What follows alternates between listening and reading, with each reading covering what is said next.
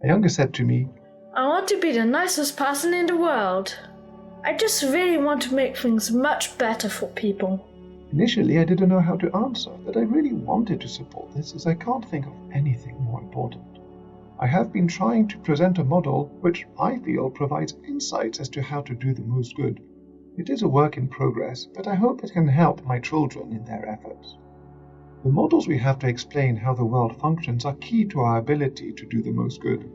We need models which are effective in showing us where our efforts will have the biggest impacts.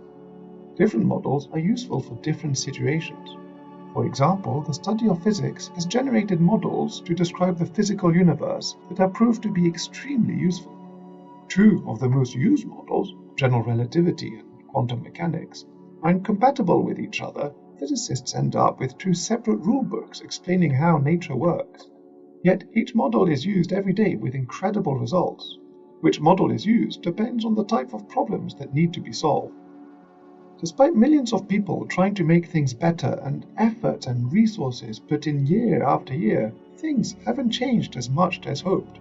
The same outcomes are emerging, and our systems continue to consume resources at unsustainable rates while also failing to provide for everyone. Why are our efforts not working? It seems to me that if the model we use to decide where to put our efforts is failing to bring about the transformational changes we would like to see, we need to try other approaches. In the previous episodes, we saw how complex behavior emerges from simple roots. We need a model that can identify root causes and suggest how to influence them so that good outcomes emerge. From a very young age, I have been taught to think in a linear, cause and effect way. When dealing with a complex problem, I was taught to break it down into smaller parts and analyze these individually to find the solutions. It is a coherent and intuitive approach which works very well for many situations. However, complex systems are more than just the sum of their parts, and we need holistic models, models that look at the whole system when looking to influence what emerges from these. There have been three key realizations for me that I think are central to our ability to make truly transformational changes. Aha moments that changed how the world looks. Many of these moments occurred years ago, but I still vividly recall each of them. One such key moment happened years ago at work. A professor from Cambridge University came to present to my team a draft paper that looked at bicycling trends in cities using system dynamics modeling. At the end of the presentation, most of the team thanked the professor and returned to their desks, but one other colleague and I just kept going over the drawings.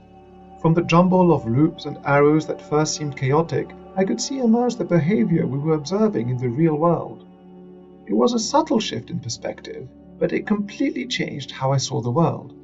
Everything affecting everything everywhere, all connected in one big web. It was right there in those light blue looping lines, but I had to learn how to look. It felt like the first time I saw a 3D magic eye picture emerge from the 2D patterns. When you see the image, there is no doubt it is clearly there, yet just knowing the logic of how it works doesn't reveal it. You need to change your focus until you see it. There was something about focusing on the connections between the various elements rather than on the elements themselves that revealed why some efforts worked better than others. I was forced to look at the whole connected web of interactions. This holistic view revealed truths that were not visible to my linear cause and effect thinking. Systems thinking provides a perspective that various components affect each other in various and often unexpected ways. In the real world, things are never separate, but are connected in a multitude of ways, and it is how these connections interact that causes the elements of the system to emerge.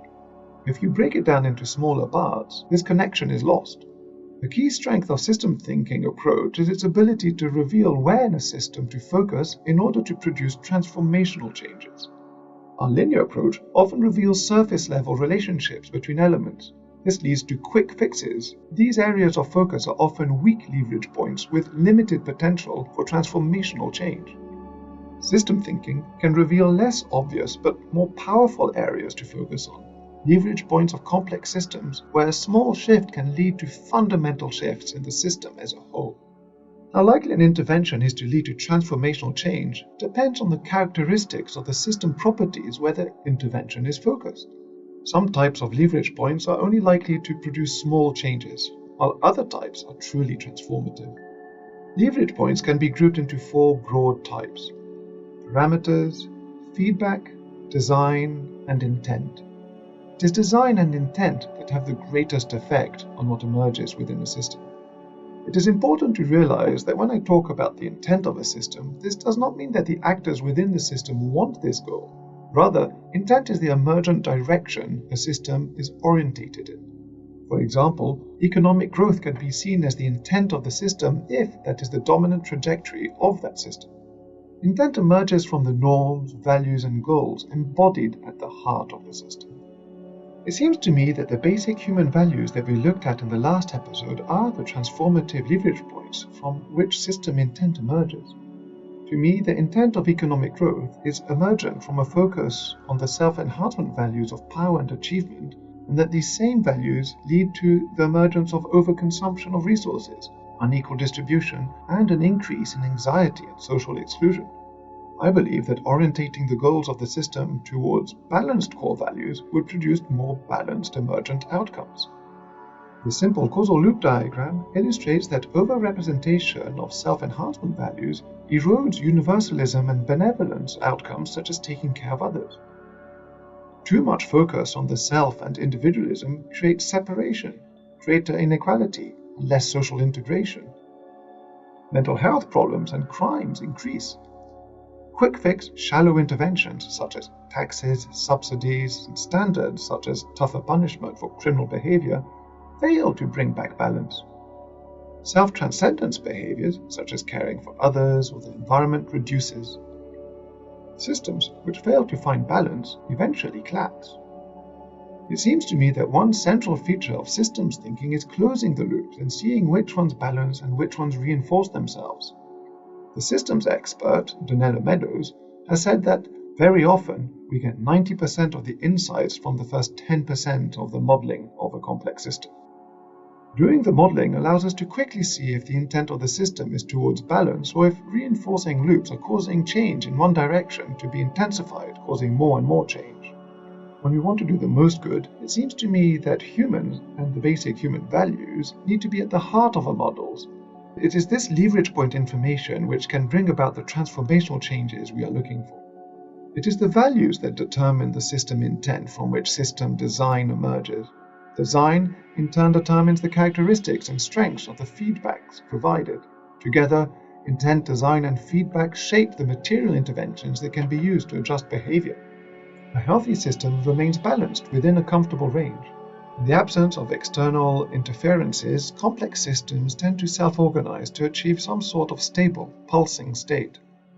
Thinking in systems connects us to the whole and shows us how to live in harmony with the universe. When a holistic view is taken, we can see that we are intimately connected with the entirety of the universe. The atoms that make up all the matter in the universe, including all the atoms that make the human bodies, were forged in the heart of stars. The average human body contains 37 trillion cells that die and get replaced by new cells. Only 43% of the cells in the body are human cells. The other 57% of your body is made up of microscopic colonists. No matter how well you wash, nearly every nook and cranny of your body is covered in microscopic creatures. We are not just surrounded by and part of nature, we are completely inseparable from it.